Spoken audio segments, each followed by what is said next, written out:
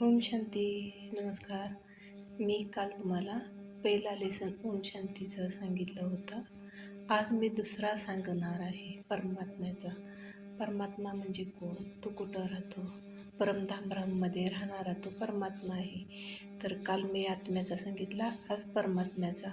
हा आपल्या सर्व शरीरात आत्मा आहे, त्याचा तो परमात्मा त्याचा बाप आहे. तर तो धर्तीवर कधी येतो? यदा यदा ही धर्मस्थ ग्लानिर्भवतु, हे असं जे वाक्य म्हटलेलं आहे, तसं ज्यावेळेला ह्या सृष्टीवरती प्रत्येक धर्मांची ग्लानी होत असते, त्यावेळेला ह्या सृष्टीवर परमात्मा येतो.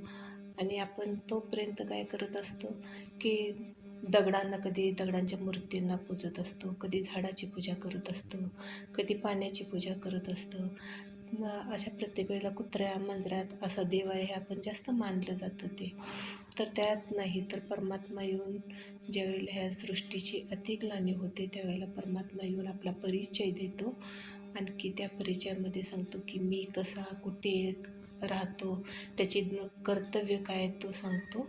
आणि जे म्हणून तुम्ही तुमच्याजवळ ब्रह्माकुमारीचे कुठेही सेंटर असेल किंवा या यूट्यूब माझ्या चॅनलवरती सर्व काही सांगितलं जातं की आत्म्याचं परमात्म्याचं ज्ञान सर्व काही, ते तुम्ही जरूर ऐका.